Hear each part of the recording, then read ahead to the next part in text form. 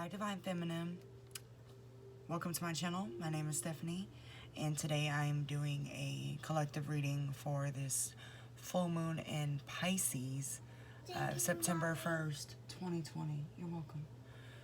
It's been a while since I've tapped into Divine Feminine and Divine Masculine energy, so I wanted to kind of get into it and see what's coming up, especially surrounding this new moon. I've been personally feeling this energy. It's been a lot of anxiety surrounding it, so you may be feeling anxious or kind of like something's boiling underneath the surface there. Anyway, so I do feel like this is a powerful full moon, and it's going to bring up a lot of things that we may need to look at. So I'm going to go ahead and get into it. I do want to say this may not resonate with every Divine Feminine out there. Take what resonates, leave what doesn't. If you're new to my channel, welcome. Make sure to subscribe, like the video, share the video. Returning subscribers, thank you guys for being here. I'm going to go ahead and jump into it. The overall energy we got was healing.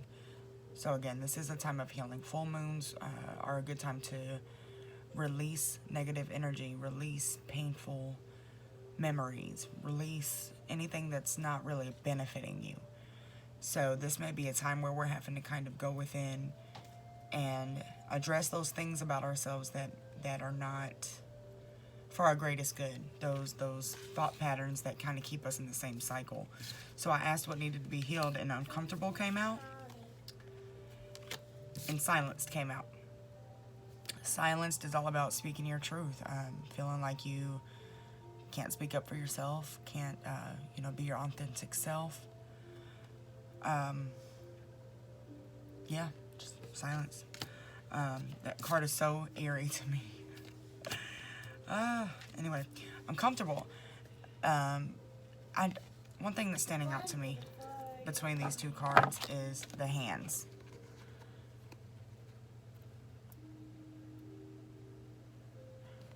To me, this is magician energy, and the magician actually came out.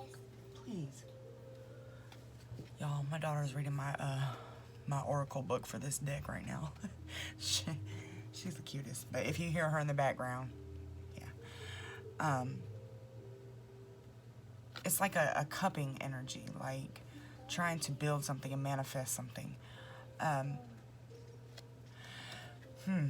didn't stand out to me until just now. But anyway, uncomfortable could be, this energy that we've been in is uncomfortable. Healing is uncomfortable sometimes when you have to go into painful, traumatic events that have happened to you, or when you have to look at yourself in the mirror and realize sometimes you are the one that brought the trauma. Also, what can be uncomfortable is moving into the next phase of your life, especially if you don't know what's coming. And I don't know any other readers out there or any other empaths out there. Usually I can kind of see what's coming. I can't see what's coming for the rest of this year. I know it's going to be very transformational. Needless to say, 2020 is, yeah, the whole year. But I can't see what exactly is coming. I can't really feel it either. So it's kind of one of those things where, if you notice, there's no figure here. It's kind of like this energy of truly unknown, not knowing what's coming, but having to stay present and realize that the universe is guiding you in the right direction. We just may not be able to see what's coming. So anyway, what else came out was the magician. This is a manifester, a master manifester who has everything that they need to create the reality that they need. This 8 is standing out to me, which to me represents transformation and abundance. So this is a very transformational time, and I feel like you guys are bringing in abundance. It's something that you've been working at very meticulously. This also looks like a lotus flower to me, the way that this is drawn out, which is, the lotus flower to me represents, it's kind of like a phoenix. The lotus flower grows in a swamp. I think it's a swamp. At any rate, it grows in conditions where it shouldn't. So this energy to me is kind of like you've been pushed down, whether it be by yourself or by others around you, and you're still rising. This is very powerful. Very powerful time. Matter of fact, this whole reading has so much feminine energy in it. Yeah. We had the Queen of Cups come out. Her hands always stand out to me in this card. It's just like full surrender. But it looks a lot like the Magician, right?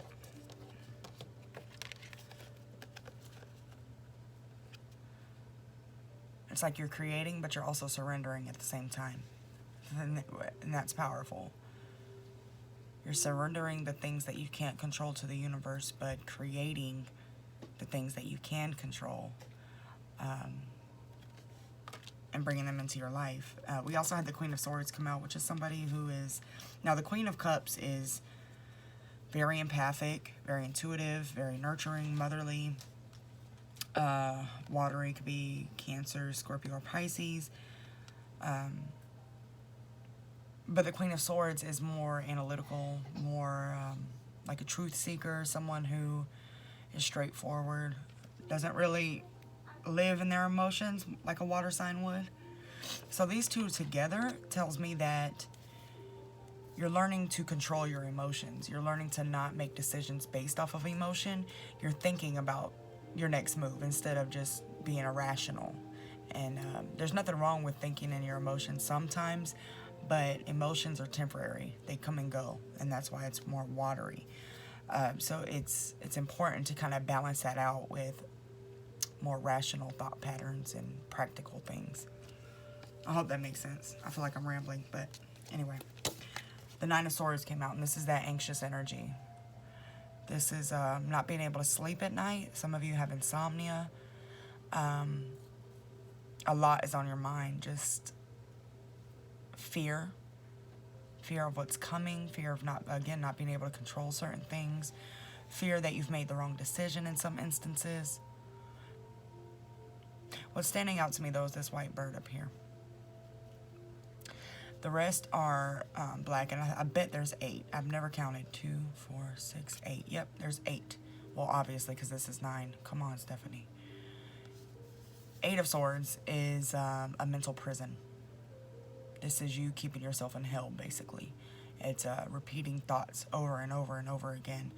And just creating this reality that you're not worth it, that you've made the wrong decisions, you're stressed out. And you're doing it to yourself. And then the 8 of Swords, she's tied up to nothing, to herself. But with this white one here, it's reminding me of the Judgment card, which actually I think it sure did. It clarified this. So the Judgment card is all about redemption, being liberated, freed. You know, it's kind of like, imagine Jesus on the cross. I'm not, saying anything about religion or anything, but just imagine that. We've all heard the story, right? You're free. You're the only one keeping yourself in this prison. But you've already been freed. No matter what religion you believe, I'm not pushing that. I'm just saying the energy here is one of redemption and salvation. So there's no reason to keep yourself in that place. You got to learn to forgive yourself for the mistakes you've made. And we have the 5 of Swords here, which is conflict and chaos and confusion. This is back and forth and not really winning an argument. And I feel like this is internal. This isn't necessarily with anybody around you. It's an internal conflict, an internal conversation, an internal argument that you're having with yourself. Well, I am worth it. Well, no, I'm not. I am worth it. I should do this. No, you shouldn't. That type of thing. Just back and forth. Yeah. We have the Wheel here, which is things working out in your favor, basically. Good luck, good fortune, the universe allowing everything that you've manifested back in. So that with the Magician is powerful. I feel like a lot of you are creating from your sacral chakra. I always get them mixed up, your solar plexus chakra, and creating things that are from your soul, whether it be artwork or tarot readings or, whatever it is. Anyway, the High Priestess. This is more powerful, divine, feminine energy. This is someone who's extremely intuitive, someone who's very gifted, someone who has a lot of knowledge, but doesn't necessarily speak on it. It's like you observe things, and you really can guide a lot of people, but you don't speak unless it's required. unless somebody asks you, or unless you feel like you absolutely have to. This whole reading is full of that type of energy. This is very powerful energy. You just have to realize that, and realize that you have everything you need to manifest the future that you want, or to manifest the reality right now that you want. And it goes with this, the Four of Pentacles at the bottom of the deck. This is fear of letting go. This is attachment. This is being stuck. But by you staying in that energy, you're not accepting what you're manifesting. It's like you're manifesting these things, but at the same time you have this fear of letting go of things that aren't serving you, or letting go of trauma and pain from the past, and you won't be able to accept it. The universe is going to give you what you're manifesting and what you're asking for. So if you're not letting go and freeing up space, then you can't accept in the new. I feel like I'm not making sense when I explain that, but hopefully you get it. The bottom of the deck of my Twin Flame shadow card was Power. It's witchy energy, but it's creative energy. It's somebody who, yeah, you got everything. You don't need anything outside of yourself to create what you want. And I think, and that resonates with me too, I think we all need to remember that and realize that we're the only ones keeping ourselves back. I've said it like 30 times in this reading. But, I mean, it keeps repeating itself in the reading. So, let's see if I want to clarify anything. Maybe ask some new stuff. I'm going to do a Divine Masculine reading after this. So if this is resonating, make sure to subscribe and hit the notification bell for it, because I know mostly feminines watch those.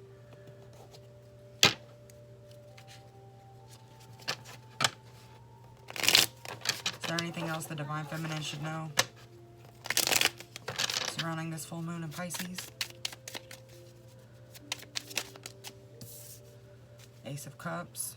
This is your cup overflowing. It could be a new love. Look, there's that Eight of Swords I was just talking about. Page of Pentacles, new fresh ideas. Creation, trying to figure out, how you can make something happen. The Wheel of Fortune again, y'all.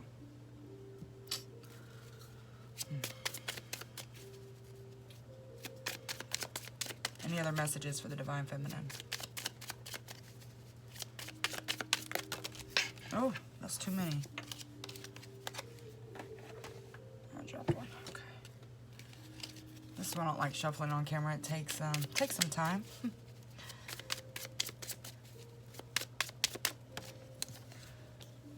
Ten of Wands just came out. And the Six of Pentacles. So the Ten of Wands is dropping burdens, right? It's finally saying, I'm done holding on to stuff that is weighing me down. I'm ready to move forward. I'm ready to open my wings up and just fly and be what I need to be and be my authentic self and, get what I'm deserving of. Six of Pentacles kind of hints about an imbalance. It also hints about like a charitable type of energy. This could be you giving to others. I always take this as, every reader is different, but I take this as a card of giving too much to one over the other, because we have 3 pentacles over here and then 2 over here. And this person is like in a ratted cloak, and then this one is dressed nice. This one got money, but you know what I'm saying? So I feel like you have to give to yourself more. You can't be sitting over here all ratted up and, a beggar basically, but you're pouring into somebody else or something else and just not taking care of yourself. This is a big time to take care of you, Divine Feminine. However that may be. Getting your health right, chasing a new dream, whatever it may be. I'm going to get some guidance.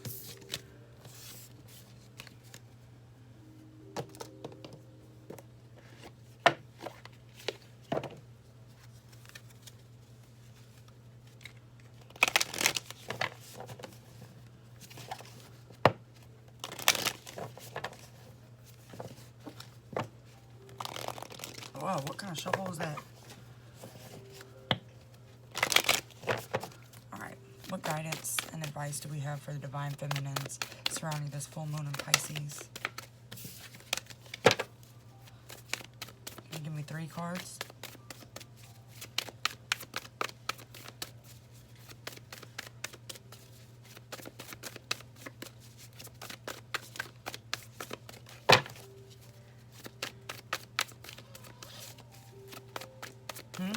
There we go. What? Show the world the real you. Full moon in Aquarius.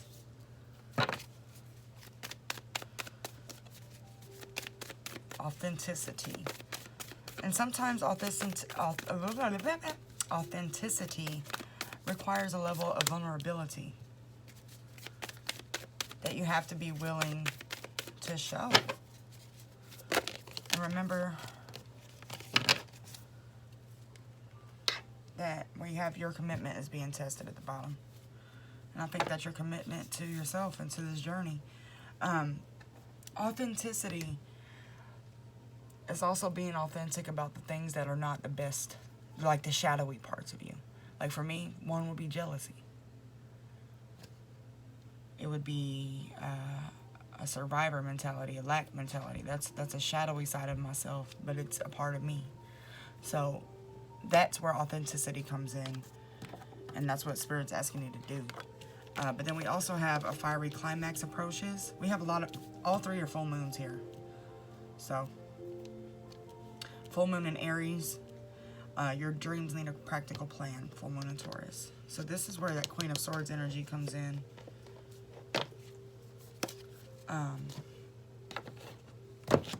What did I do with the book? Let me grab the book. I want to read from the book on this.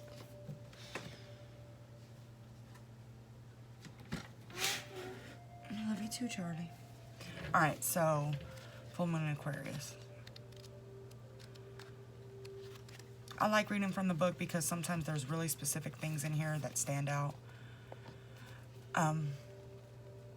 Be aware of your feelings, but also be prepared to move on. I.e., Queen of Cups and Queen of Swords energy. Feel your feelings, but let them pass. Don't lose the beauty and romance of life. You're too much in your head. Get into your heart. And that's to get out of that 8 of Swords type of energy. Be there for your friends. It says a friend needs you, so someone may need you. And, yeah. A situation is going to take a very unexpected turn.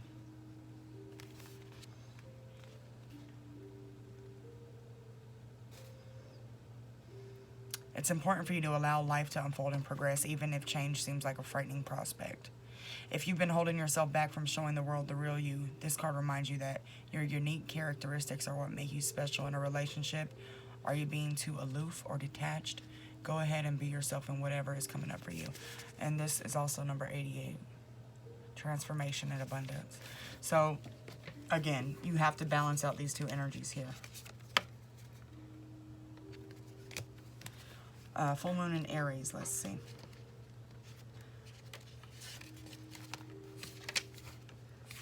Oh.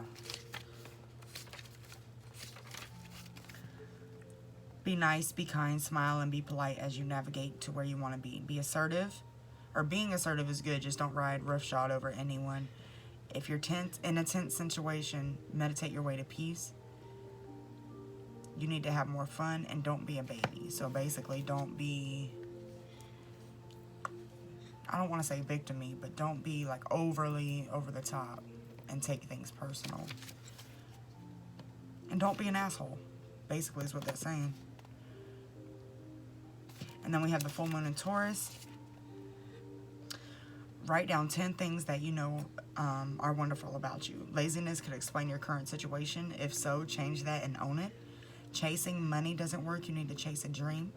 Jealousy or envy create negative energy and attract negativity. And it says more exercise is called for. And that's funny because I've recently started going to the gym and I have never been a physical person ever in life. So, but I actually enjoy going. So maybe try going to the gym or at least getting outside and walking around. And that's a good way to ground yourself as well. If you're being lazy, just kind of push through it. And I can say this because this came up a few times. I have hypothyroidism, Hashimoto's, I can never pronounce it right, Hashimoto's thyroiditis. So I noticed that a lot of empathic people have this condition, and I just find it weird. But I've been struggling with it for a couple months now, pretty badly. So pay attention to your health for real right now. And what I was getting at is a side effect of that I'm sorry, somebody called me. So a side effect of that is fatigue, which can create this laziness, right? You don't want to get up. So my message with this is push through whatever it is that's making you not want to get out of bed in the morning. Push through it and get through the day, and you'll feel better afterwards. I dread going to the gym. I've gotten to where I like it now, but I'm telling you what, it's been a struggle. But as soon as I'm done, I feel better. So just pay attention to you is the big message here. Outside influences, kind of let them come in and go. Surrender those things to the universe. Let the universe take care of it. Take care of you, number one. But I'm going to leave that with you guys. I hope it resonates. If it does, make sure to subscribe. And yeah, I'll see you guys soon. Take care.